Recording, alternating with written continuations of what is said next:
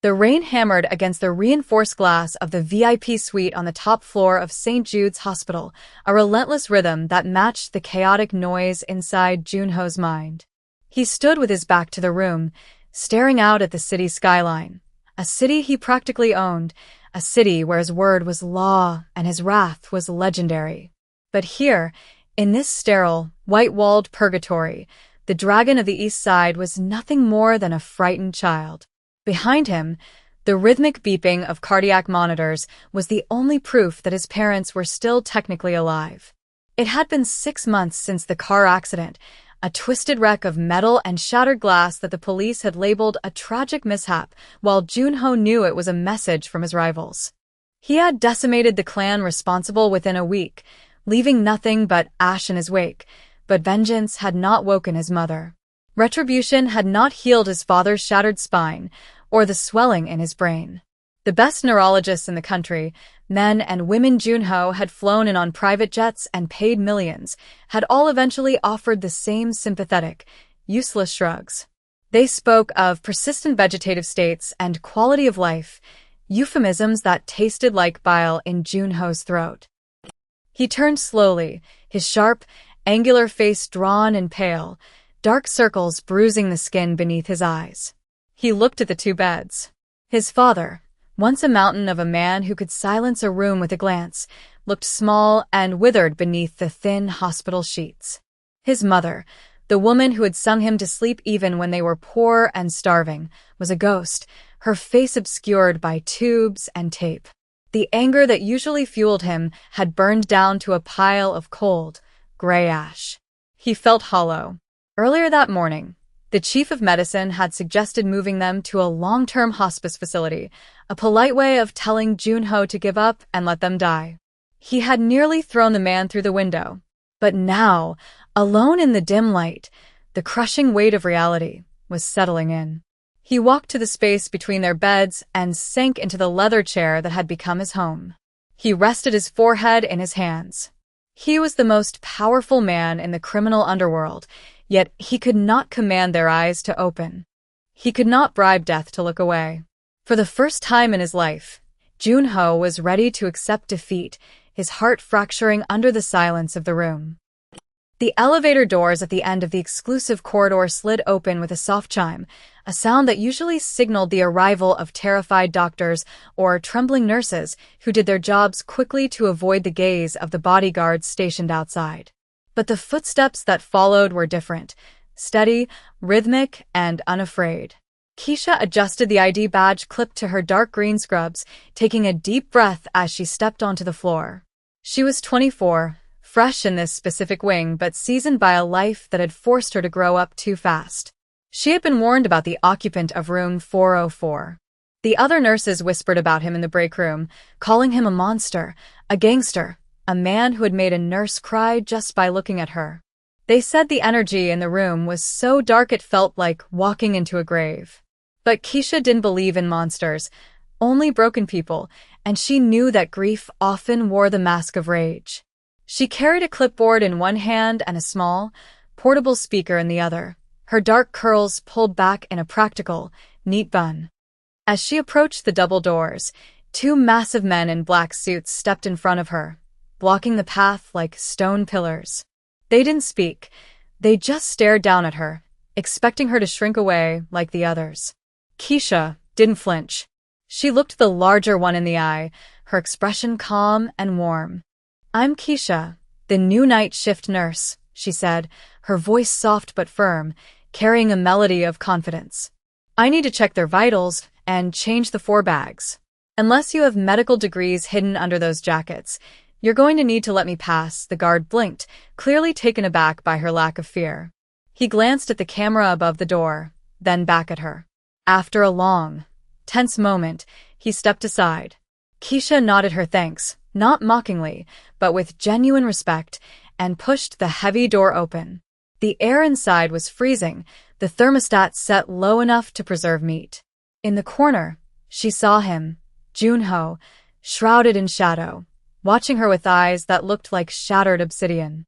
He didn't speak. He just watched, waiting for her to make a mistake, waiting for her to tremble. Keisha met his gaze, offered a small, sad smile, and walked straight to his mother's bedside.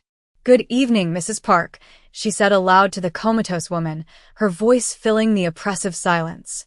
"My name is Keisha. I'll be taking care of you tonight. Let's get you comfortable." Jun-ho watched the new nurse with a mixture of irritation and bewilderment. Usually, the staff moved like ghosts, touching his parents only when necessary, their hands shaking, their eyes averted. They treated his parents like broken machinery, tasks to be completed before fleeing his presence. But this woman, this girl, really was different. She moved with a fluid grace, her dark green scrubs rustling softly as she worked. She didn't just check the monitors. She adjusted the pillows. She didn't just change the four. She smoothed the hair back from his mother's forehead. And she kept talking. She narrated everything she was doing, not to him, but to them. She told his father about the rain outside, describing how the city lights looked reflected in the puddles. She told his mother that her skin was looking better today. It was ridiculous. It was a performance, Jun-ho decided. She was trying to curry favor with the boss, trying to secure a tip or protection. The cynicism that had been his shield for years rose up, hard and sharp. "Stop it," Jun-ho said, his voice a low rasp that usually made men wet themselves. He didn't stand up, he didn't have to. The menace radiated off him in waves. Keisha paused, her hand resting gently on his father's shoulder. She turned to look at him, her expression unreadable. "Stop what, sir?" she asked, her tone polite but devoid of the trembling fear he was used to. "Talking to them," Jun-ho spat, leaning forward into the light. "They aren't listening. They aren't there. They are husks. Do your job, check the machines, and be quiet. I don't pay you to pretend." The room seemed to grow colder. Most people would have apologized and scurried away. Keisha didn't. She turned fully toward him, her hands clasping together in front of her green scrubs. "With all due respect," she said, her voice dropping to a whisper that felt intimate, like a secret shared between friends, "you don't know that. The hearing is often the last thing to go, and the first thing to come back. They might be far away, but they aren't gone. And as long as I am in this room, I will treat them like the human beings they are, not the furniture you seem to think they've become." Jun-ho was struck silent, his mouth slightly open. No one spoke to him like that. No one dared. But in her eyes, he didn't see defiance. He saw a profound, aching sadness that mirrored his own. The nights turned into a week, and the strange tension between the Mafia boss and the nurse began to shift into something unrecognizable. Jun-ho found himself waiting for the ding of the elevator, waiting for the flash of dark green scrubs. He stopped brooding in the corner and began to sit closer to the beds as she worked. Keisha brought life into the mausoleum. One night, she brought in a bottle of jasmine essential oil. "Scent is a powerful memory trigger," she explained softly, dabbing a little on his mother's wrists. "Does she like jasmine?" Jun-ho looked at the small bottle, a sudden, sharp memory piercing his heart. He remembered his mother in their tiny kitchen, the smell of jasmine tea brewing, the only luxury she allowed herself. "Yes," Jun-ho whispered, his voice cracking. "She used to drink jasmine tea." Every Sunday, Keisha smiled, a genuine, radiant expression that made the room feel warmer. "Then she knows you're here," she said. Later that night, while the rain continued to drizzle outside, Jun-ho asked the question that had been plaguing him. "Why?" he asked, looking at Keisha as she checked the oxygen levels. "Why do you care? You don't know us. You know who I am. You know what I do. Why treat them with such love?" Keisha paused, looking down at his father's hand. She took a breath, and for the first time, her professional mask slipped, revealing a young woman who had seen too much pain. "Because I know what it's like to be in that bed," she said quietly. "My brother. He was in a coma for 2 years. Gunshot wound. Wrong place, wrong time." She looked up at Jun-ho, her eyes shimmering with unshed tears. "Everyone gave up on him. The doctors, the nurses, even my parents started to let go. But I talked to him every day. I sang to him. I told him about my day. And one day, he woke up. He told me he heard me. He said my voice was the rope that pulled him back from the dark. She reached out and gently touched Junho's clenched fist. Your parents are lost in a dark wood, Junho. They need a light to find their way back. You have to be that light. You can't just be the darkness anymore. The storm that hit the city on the 10th night was historic. Thunder rattled the window panes, and the lights in the hospital flickered ominously before the backup generators kicked in with a low hum. The atmosphere in the room was electric, heavy with the pressure of the storm. Junho was pacing, his anxiety spiking with every crash of thunder. He felt a terrifying certainty that tonight was the end, that the storm had come to claim them.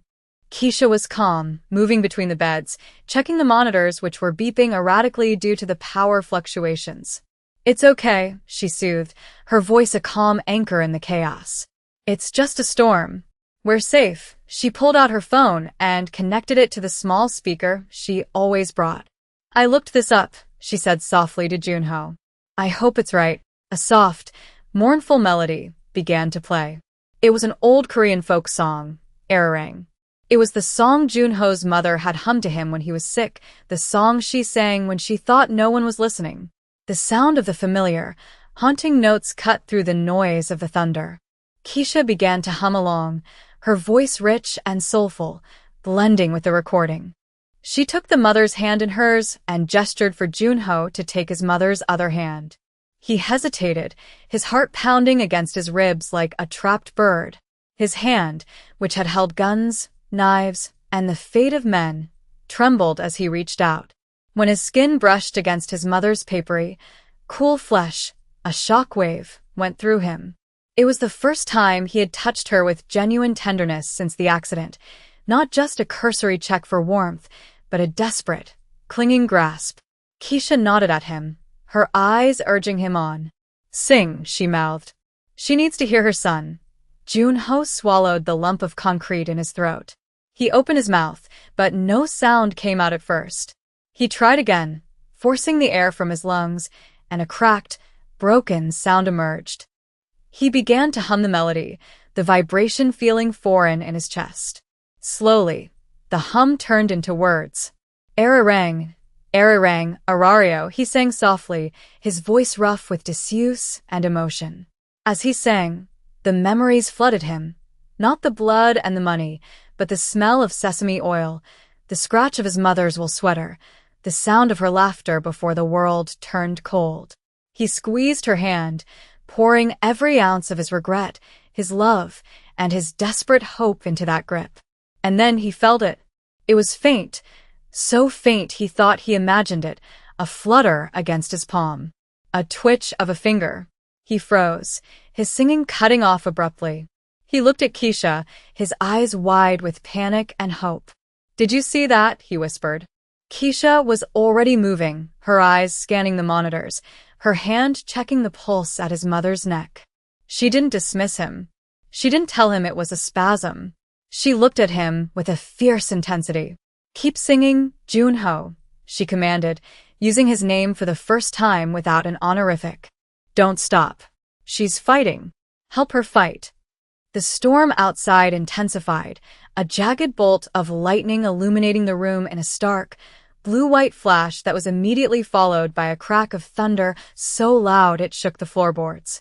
The lights in the room flickered violently, dimmed to a brown haze, and then died completely. For a terrifying second, the room was plunged into absolute darkness, the only sound the wind howling against the glass. Then, the red emergency lights bathed the room in a bloody glow, and the backup batteries on the ventilators kicked in with a high-pitched whine. The rhythmic beeping of his father's heart monitor faltered, the steady tempo becoming erratic. Junho sprang up, the chair clattering behind him. What's happening? He roared, the fear transmuting instantly into aggression. Fix it. Why are the machines doing that? He looked ready to tear the walls down with his bare hands. Keisha didn't flinch. In the red light, she looked like a soldier in the trenches. She moved instantly to his father's side, her fingers flying over the controls of the ventilator, checking the connections. The power surge disrupted the sensor calibration, she said, her voice loud and clear, cutting through his panic. He's not crashing. The machine is just resetting. I need you to stay calm, but Junho couldn't stay calm. He watched the numbers on the screen fluctuate wildly. He grabbed his phone, ready to call the hospital director, ready to threaten, to bribe, to kill anyone who let the power fail. Put the phone away, Keisha ordered, not looking up from her work. You can't buy electricity, and screaming won't stabilize his heart rate. Your anxiety is filling the room. They can feel it. If you want to help, stand there, hold his hand, and be the anchor he needs. Be a son, not a boss. Junho stared at her, his phone gripping tightly in his hand. The red light cast deep shadows on his face. He was the dragon. He gave orders. He did not take them. But looking at Keisha, seeing the sweat on her brow and the steady competence of her hands, he realized his power was useless here. He slowly lowered the phone. He walked to his father's side, opposite Keisha, and placed his hand on his father's chest. He could feel the heart beating, irregular but there. He closed his eyes and breathed, forcing his own heart to slow, willing his strength into the frail body beneath his hand. An hour later, the main power had returned, the harsh fluorescent lights replaced once again by the soft, dim glow of the bedside lamps. The crisis had passed, but the adrenaline still hummed in the air. Junho sat on the floor between the two beds, his expensive Italian suit jacket discarded on a chair, his tie loosened. He looked younger like this, stripped of his armor. Keisha sat in the chair he usually occupied, watching him. She had saved them tonight, not with medicine, but with presence. I built all of this, Junho said quietly, staring at his hands. The empire. The reputation. The fear. I did it so no one could ever touch them. So they would have the best doctors, the best food, the safest home. He let out a bitter, dry laugh. And look at them. I can't protect them from a wet road. I can't protect them from a storm. I am the most powerful man in the city, and I am useless. He looked up at Keisha, his eyes red-rimmed. You have nothing. You take the bus here. You wear scrubs. And yet, you have more power in your little finger than I have in my entire organization. Keisha leaned forward, resting her elbows on her knees. Power isn't about control, Junho, she said softly. It's about connection. You built walls to keep the world out, but you locked yourself in. You locked them in, she gestured to his parents. They don't need the dragon. They don't need the money. They need the boy who likes jasmine tea. They need the son who knows the words to Ararang. You've been grieving them while they're still here. You already buried them in your heart because it was easier than hoping. Junho listened, the truth of her words cutting deeper than any knife. He realized he had been angry at them for dying, angry at them for leaving him alone, even though they hadn't left yet. He had been mourning his own abandonment. I don't know how to be that boy anymore, he whispered. He's gone, Keisha smiled, a soft, knowing expression. No, he's not. I heard him singing earlier. He's just been quiet for a long time. The morning sun broke through the heavy clouds, casting a pale, golden light across the city. The storm had washed the skyline clean, leaving the glass towers sparkling. Inside room 404, the atmosphere had shifted. It was no longer a waiting room for death. It was a room of recovery. Junho had fallen asleep sitting on the floor, his head resting on the mattress of his mother's bed. Keisha was finishing her shift, tidying up the medical supplies, her movements slow with exhaustion.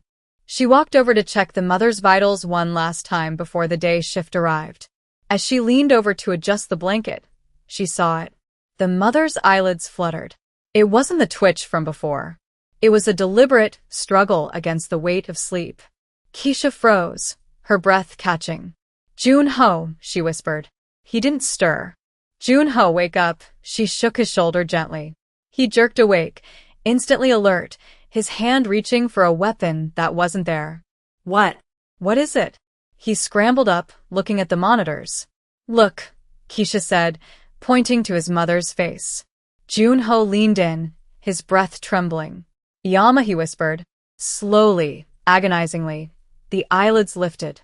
The eyes that looked back were unfocused, cloudy with months of darkness, but they were open. They roamed the room blindly for a moment before settling on the face hovering above her. A small, weak sound escaped her throat. It was a groan, but to Junho, it was a symphony. Tears instantly spilled from his eyes, hot and fast. "I'm here," he sobbed, grabbing her hand and pressing it to his cheek. "I'm here, Yama." It's Junho, her fingers curled weakly against his face. Across the room, the father let out a deep sigh, his head turning slightly on the pillow toward the sound of his wife's voice. He wasn't awake yet, but the connection between them was pulling him back too. The doctor, who had just walked in for rounds, dropped his clipboard. "Impossible," he muttered. Keisha stood back against the wall, tears streaming down her own face, a silent witness to the miracle she had helped engineer. 3 weeks later, the hospital corridor was bright and busy. Junho stood by the nurse's station, but he didn't look like the man who had haunted the halls a month ago. He was wearing a simple gray sweater and dark jeans. The dark circles under his eyes were fading. His parents were both awake, weak, facing a long road of physical therapy, but awake. They were talking. They were eating. They were alive. He saw Keisha coming down the hall, starting her shift. She looked tired but smiled when she saw him. He walked up to her, blocking her path, but this time there were no bodyguards, no intimidation. He held out a thick white envelope. "I know you said you didn't want anything," Junho said, his voice steady and humble. "But this isn't a bribe. It's a scholarship fund. For your brother. For you. For whatever you want to do." Keisha looked at the envelope, then up at his face. She gently pushed his hand back. "I told you, Junho. I didn't do it for the money." He looked at her, desperate to give her something, to balance the scales. "Then what?" he asked. "You gave me my life back. You saved my soul. How do I repay that?" Keisha adjusted her bag on her shoulder. She looked at him with that same piercing, honest gaze that had disarmed him the first night. "You repay it by changing," she said. "You repay it by being the man your mother sees when she looks at you. Don't go back to the darkness, Junho. You saw the light. Stay in it." She patted his arm, a friendly, casual gesture that bridged the gap between their worlds. "Go take care of your parents. They're asking for jasmine tea." She walked past him, the doors swinging shut behind her. Junho stood there for a long moment, clutching the envelope. He looked at the exit, where his car and his old life waited, and then at the door to room 404. He shoved the envelope into his pocket, turned his back on the elevator, and walked back toward his parents' room. He had a pot of tea to brew.